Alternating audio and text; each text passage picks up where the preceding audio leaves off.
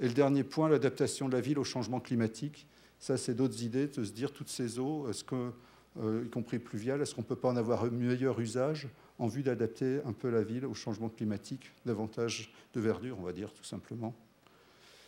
Pour vous donner un enjeu sur l'inondation, mais on en parle cet après-midi, aujourd'hui, voilà ce que donnerait la crue principale qui a eu lieu il y a un siècle. On estime que c'est à 17 milliards d'euros de dommages. 17 milliards d'euros, c'est à peu près 1% du produit intérieur brut du pays. Donc ce serait un enjeu assez majeur en matière d'inondation, compte tenu du développement économique qui a eu lieu depuis. Quelques mots, voilà, les barrages, j'en toucherai aussi un mot tout cet après-midi. Voilà, les barrages sont assez loin de Paris, hein. Ça, c'est fait à peu près 200 km. Hein. Sur cette distance. Mais 4 barrages qui aujourd'hui permettent de maîtriser, en tout cas de faire surtout ce qu'on appelle le soutien d'étiage. Et ça, j'en parlerai également tout à l'heure. Je vous remercie.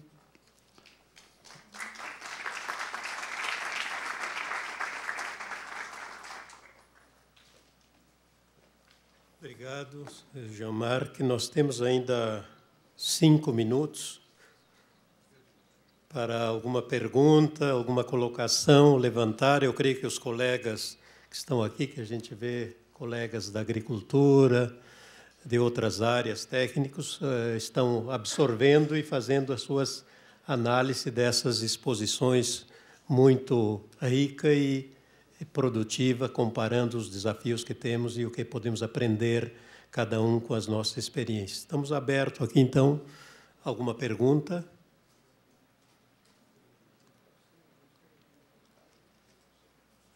Não havendo manifestação, nós agradecemos, então, creio que todos estão dispostos para o almoço, de acordo às orientações. Queremos agradecer à equipe de tradução pelo seu trabalho excelente e uma salva de palmas para elas. E agradecer aos colegas pela visão que nos deram, e eu creio, pela mostra que tivemos agora, nós vamos ter um bom trabalho nesses dias. Muito obrigado. Senhoras e senhores, nós, como atrasamos em 30 minutos o nosso início, e esses atrasos acabaram se juntando aí ao longo da manhã, nós estenderemos o período de almoço até às 14h30. 14h30 é o nosso horário de retorno. Pedimos, por gentileza, que todos estejam aqui às 14h30, para que nós iniciemos, então, no período da tarde, sem mais atrasos. Muito obrigado.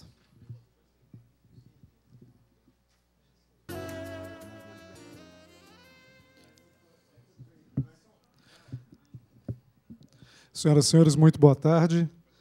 Daremos prosseguimento, então, ao nosso seminário Saneamento Urbano e Gestão de Risco de Desastres.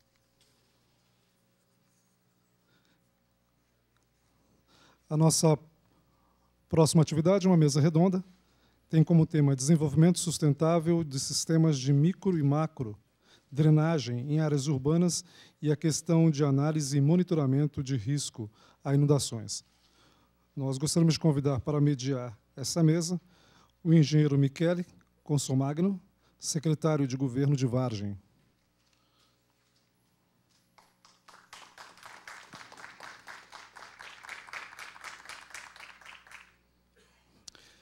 Dentro dessa mesa redonda, nós teremos também a apresentação Inundações Urbanas e Periurbanas, o caso da bacia do Médio Rio Juqueri e sustentabilidade das interações de macrodrenagem, com José Augusto Mendes, ele que é engenheiro do Departamento de Águas e Energia Elétrica, da DAER, da Secretaria de Saneamento e Recursos Hídricos. Por gentileza, José Augusto.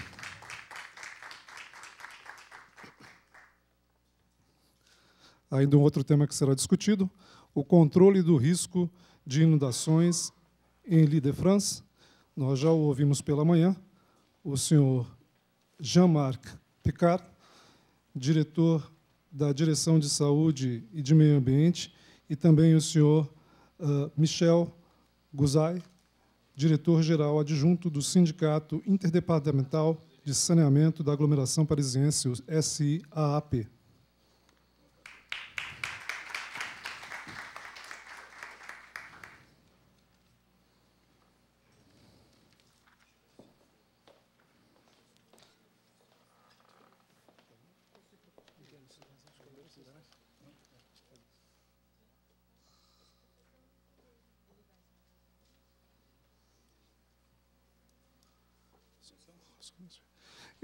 Essa nossa mesa redonda será dividida em 2 blocos e nós faremos, então, a troca, daqui a pouco, ao término das apresentações, a troca dos palestrantes. Muito obrigado.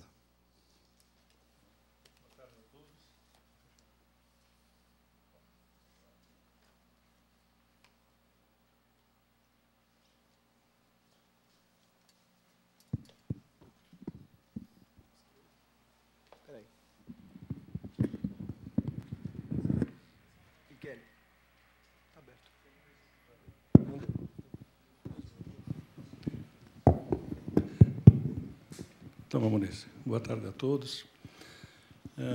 Eu sou o Michele, alguns já me conhecem aqui, mas eu só queria registrar a minha satisfação de estar aqui hoje. Eu que sou, acho que um veterano nesse meio, eu fui o primeiro estagiário da CETESB em 1968, quando da fundação do que hoje é um modelo para o hemisfério sul, vamos dizer assim. E eu queria dar as boas-vindas ao Guto, ao Jean-Luc. Meu Guto, que é meu amigo de trocentos anos também. E o que eu ia dizer, meu Deus? Não, é só realmente da minha satisfação de hoje estar voltando a esta casa, depois de estar aposentado, e hoje eu estou secretário de governo de Vargem, ajudando um amigo, quando já estava aposentado. Mas eu costumo dizer que eu fiz o circuito das águas, porque eu comecei na CETESB, fui para a Comasp, da Comasp para a Sabesp, da Sabesp para a DERSA, da DERSA para o DAEE. Então, eu acho que eu fechei o circuito das águas, eu acho que eu já cumpri a minha parte. Então, sem mais delongas, como nós fizemos de manhã, nós vamos fazer as apresentações, e se no final a gente reserva uma parte para eventuais perguntas. Eu só queria registrar uma coisa que eu ouvi de manhã. O processo que se adota na França é muito similar ao que a gente faz aqui. Aliás, é ao contrário, nós é que copiamos todo o modelo francês. E o que me chamou a atenção hoje de manhã foi o prazo entre a decisão de se fazer qualquer intervenção na área de recursos hídricos e a execução. Eu acho que é nisso que a gente, aqui no Brasil, aqui em São Paulo, principalmente, precisaria se focar.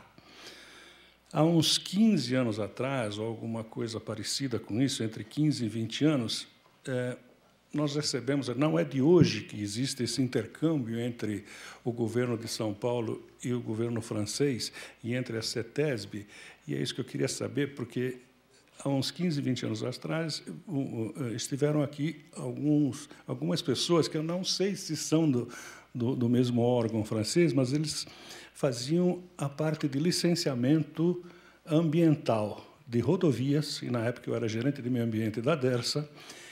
Um fazia essa parte e o outro era gerenciamento costeiro.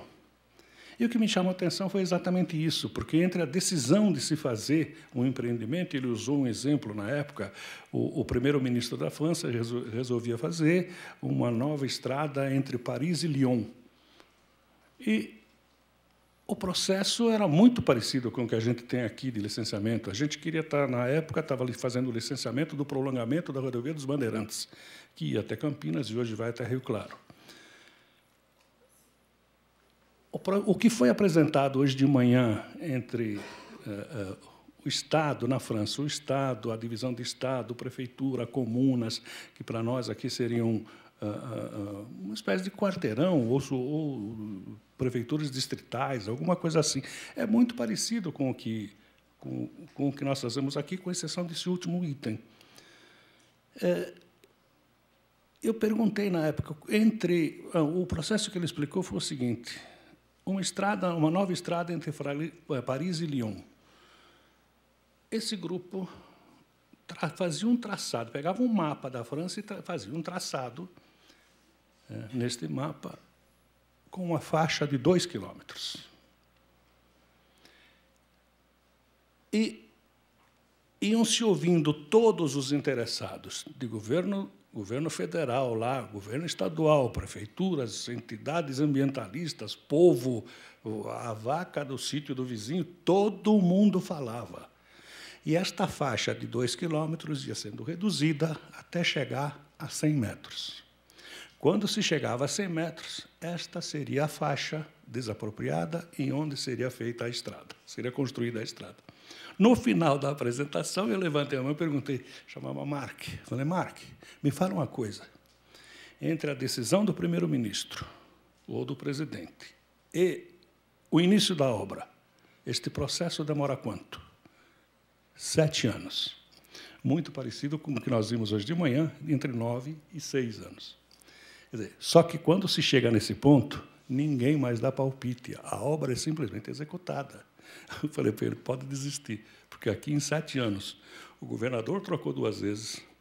Para percorrer o trecho, deve ter uns 15 municípios, os prefeitos trocaram. Eu falei, olha, nós estamos fazendo um processo de licenciamento, né? E uma rodovia já existente, eu já vi mudar esse traçado 15 vezes.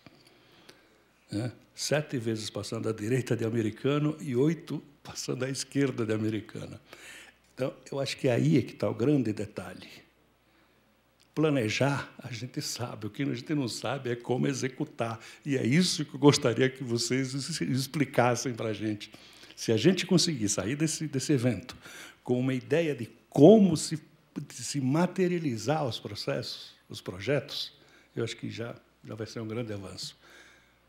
Era só um comentário que eu fiquei engasgado para fazer hoje de manhã.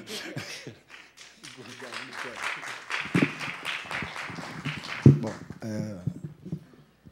gente, em primeiro lugar, é um prazer e uma responsabilidade estar aqui, né? Porque a gente está vivendo aí há tantos anos no circuito das águas, como o Michele disse, militando tanto em comitê de bacia como em outras instâncias, né? Tanto de um lado como do outro. Então, é sempre uma responsabilidade, ainda mais ouvindo a origem do nosso sistema. Como o Michele já bem falou, todo o arcabouço do sistema de recursos hídricos, de gestão de recursos hídricos, é baseado no modelo francês. E então a gente pega um pouco o gancho da proximidade dos amigos franceses, né, dos companheiros franceses, para poder avançar um pouco mais nessa questão.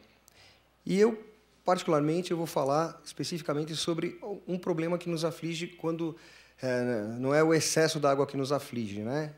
Perdão, não é a falta d'água que está nos afligindo agora, mas sim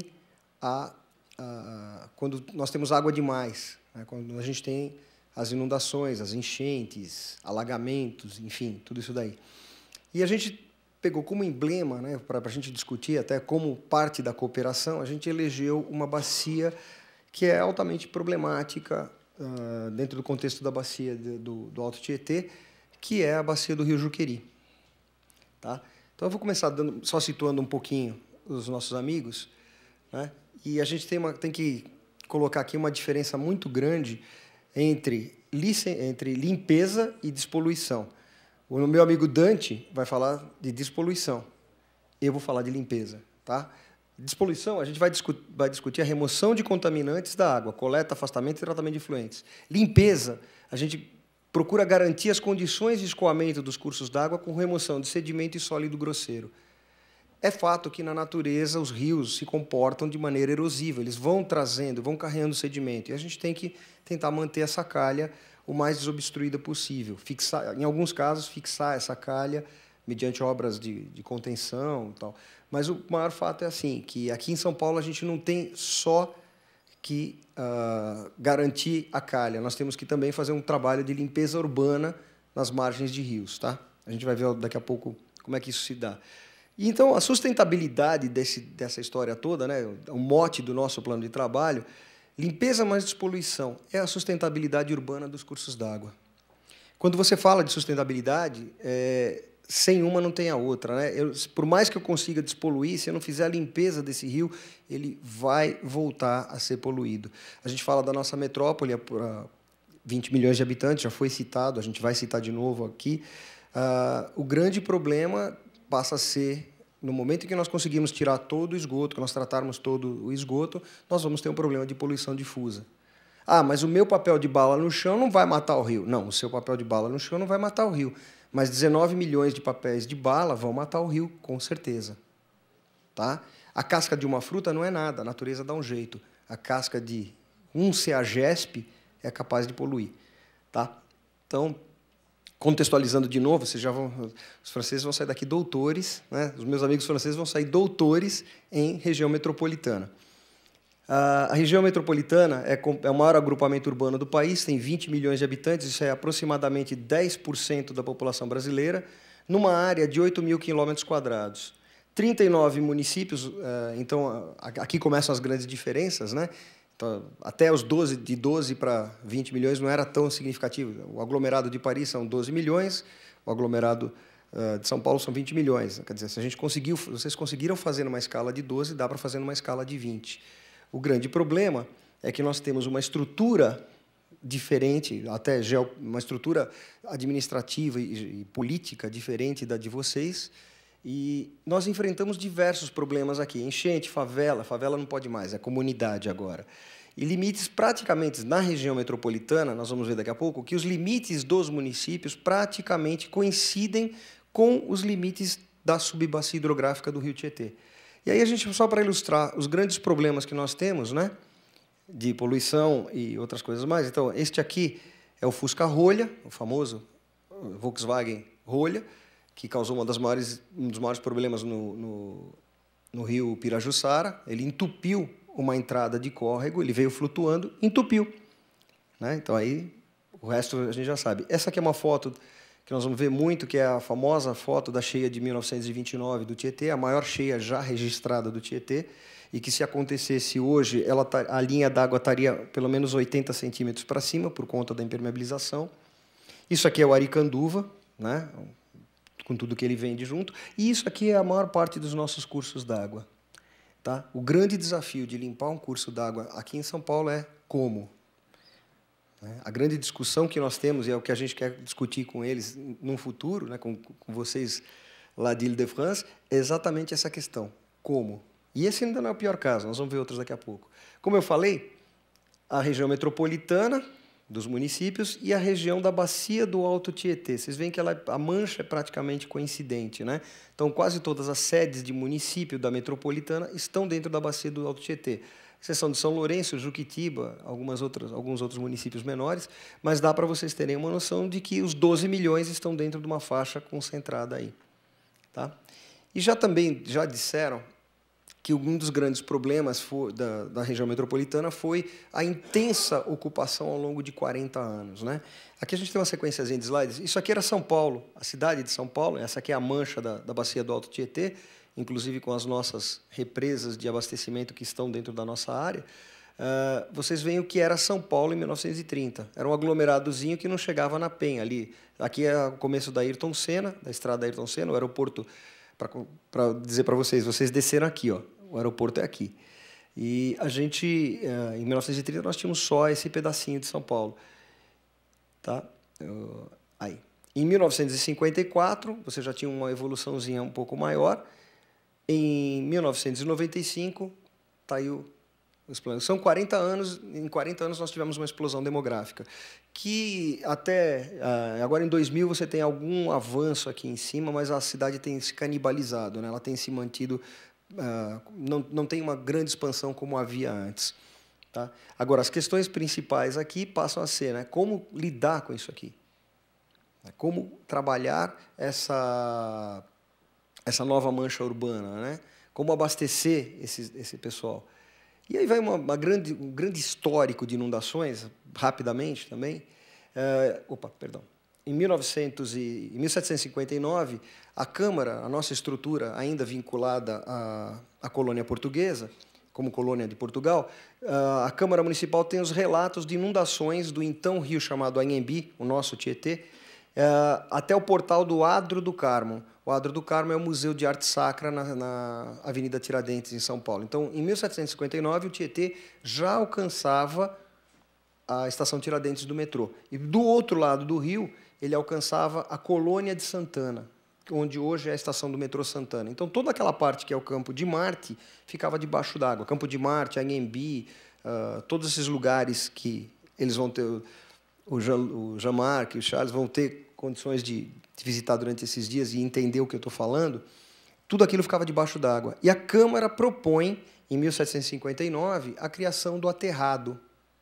Ela propõe sanear essa várzea com um decreto, uma lei municipal de então, dizendo que todo cidadão da cidade de São Paulo e da Vila de Juqueri, que é a atual Mairiporã, tinha que contribuir com pelo menos 10 metros de terra por ano, ou então 2.500 contos de réis. Tá? Esse aterrado, essa área, essa várzea que nós conhecemos hoje como Campo de Marte, Anhembi, o Palácio das Convenções, o Sambódromo, ela foi sistematicamente aterrada durante 100 anos. Em 1859 se deram concluídos os trabalhos, quer dizer, foi uma obra de vulto durante alguns anos, durante vários anos. A gente tinha registros disso, mas não tinha informações mais concretas. Recentemente a prefeitura foi fazer uma sondagem ali na Anhembi por conta de um túnel que eles querem passar e começaram a encontrar 30 metros de aterro. Eles falaram, não é possível ter 30 metros de camada antropogênica, né, aqui. Aí o pessoal foi resgatar essa história e descobriu que realmente é verdade, que tudo aquilo era um grande lago. Mas aí, em 1929, veio a maior enchente do Tietê já registrada. Um pouquinho antes disso, já tinham havido algumas outras inundações. Aí é um aspecto da inundação do Tietê no bairro do Bom Retiro, né, no centro de São Paulo. E aí a gente vê os grandes planos e projetos. Em 1892, começou a Comissão de Saneamento, onde nós tivemos os primeiros dados catalogados sobre comportamento e vazão dos rios. Em 1894, quer dizer, 40 anos após o final do aterrado, praticamente, o Ferraz propôs um projeto de retificação. A gente vai ver ele daqui a pouco. Esse projeto de retificação leva o canal do Tietê, ele encolhe o canal do Tietê para sanear várzeas, para ocupar a cidade, para dar condições, de acordo com a Comissão de Saneamento, dar condições de salubridade, de saúde para a cidade. Aí Pacheco Silva propõe a retificação em 1913, a retificação com ocupação das várzeas por parques, linhas férreas, eclusas e cais de navegação. Já havia uma preocupação, então, em trazer o Tietê para uma forma navegável, e já se discutia a poluição do Tietê. Em 24, Saturnino de Brito, pai da engenharia sanitária brasileira, propõe lagos artificiais para acumulação de cheias. Espera aí. Nós somos modernos, né? Nós fazemos tudo, nós somos assim, moderníssimos porque nós fazemos reservatórios de retenção e controle de cheias. Só que isso já era previsto por Saturnino de Brito. E o mais interessante, aonde ele propunha que se fizesse um grande lago para acumulação de cheias, né, na cidade, para evitar as inundações na cidade de São Paulo, no aterrado. Então, nós trabalhamos 100 anos aterrando aquilo para depois Saturnino de Brito falar, olha, precisa fazer. Então, quer dizer, o Saturnino de Brito e outros já sabiam que uma das formas de lidar com a água é trabalhar ela, evitar que ela chegue no local retendo de alguma forma. Esse conceito foi só retomado recentemente, no final da década de 80, 90, do século passado, com os piscinões, né? Só que quando o estrago em São Paulo já era grande.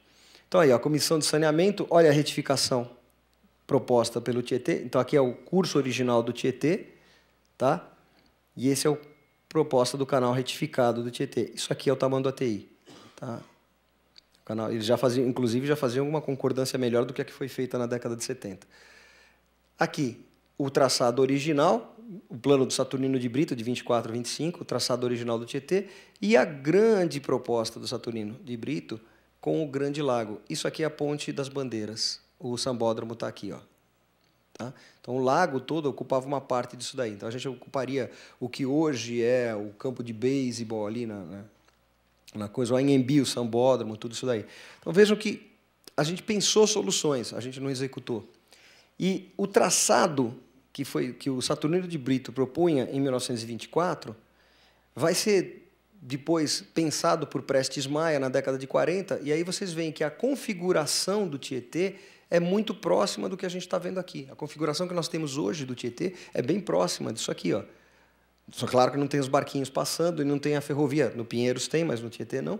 Mas você tem as marginais, os tipos de ponte, né, bem típicos da época, e as seções do canal. Ó. Fundo do canal com 56 metros, o canal superior com 78 metros, 56 metros para as avenidas, num total de uma faixa de 224 metros. Quer dizer, havia uma preocupação até de preservar uma faixa, que hoje a gente colocou, mas mesmo a retificação, mesmo a proposta do Saturnino de Brito, ela vai ser só implementada na década de 70.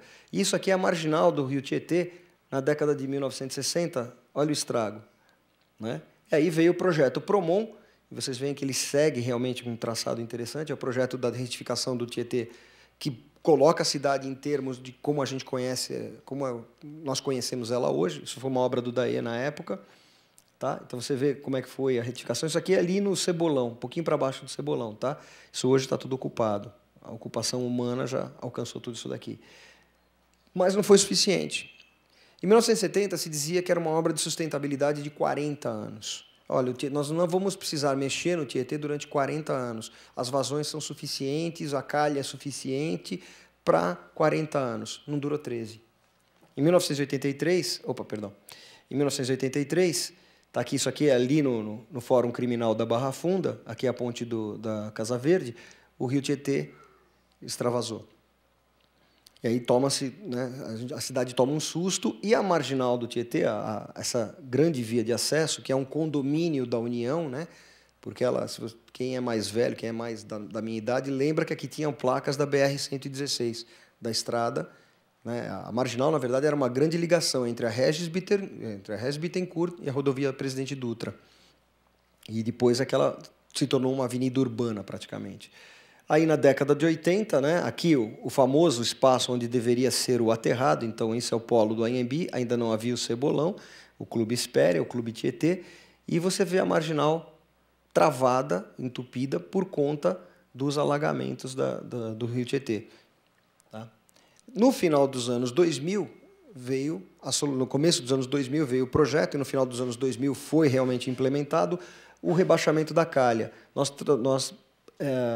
A calha do Tietê estava na cota 713, nós baixamos para a cota 711, né? Dá 2,5 metros mais ou menos aí. Aumentamos a largura do canal de 41 a 46, quer dizer, você quase retoma o Prestes Maia, lá de 1940, e você aumenta a capacidade de escoamento em 64%. A um custo alto, né? Nós trouxemos o rio praticamente na beira da pista. E isso tem implicações para nós. Enquanto eu tinha uma faixa de trabalho aqui do lado, nós poderíamos usar algumas metodologias. Era comum, na minha época, o pessoal mais velho se lembra, da gente ver as draglines trabalhando ou em binários ou em outras coisas e puxando terra do rio, depositava na margem, esperava secar e ir embora. Agora não é mais possível, né? Porque a pista está aqui. Ó. Eu não tenho mais uma faixa de trabalho, porque o rio chega aqui em cima, nos grandes eventos. E mesmo esta calha se tornou insuficiente ao longo dos anos. Por quê? Porque a cidade continua expandindo, nós continuamos tendo muita impermeabilização e, acima de tudo, nós temos nas fronteiras, né, nas fronteiras de expansão da cidade, nós temos vários loteamentos ou coisas congêneres, às vezes regulares ou irregulares, que não têm adequada formulação de política de uso e ocupação do solo. E isso se traduz em quê? Em processos erosivos que carregam material para dentro do rio. E o rio entope. No entope, o riachinho, ele vai carregar para o riacho médio. O riacho médio, por sua vez, vai carregar para o Tietê. E o Tietê, que é o grande ralo da cidade de São Paulo, tudo cai no Tietê, né? Se vocês estiverem na marginal Tietê, Jean-Marc, você vai ver que para um lado ele sobe e para o outro lado ele sobe também. Então, você está na marginal Tietê, você está na calha do rio mesmo. Né? Ele sobe para Paulista, ele sobe para a Serra da Cantareira, ele é o nosso ralo natural. O grande problema, aí é o antes e depois, né? Então, isso aqui é ali na freguesia do Ó, você vê as desemboques como eram e como ficaram, né? A marginal mais longe, agora muito mais perto. Essa faixa de trabalho nós tivemos que fazer como parte do plano de recuperação ambiental, teve o plantio de 2 milhões de mudas de árvore, aí, pelo menos, e isso significou o fim de trabalhar pela margem. Da metodologia executiva de trabalhar pela margem. Nós tivemos que começar a trabalhar embarcados. Né? O preço que nós pagamos pelo trabalho embarcado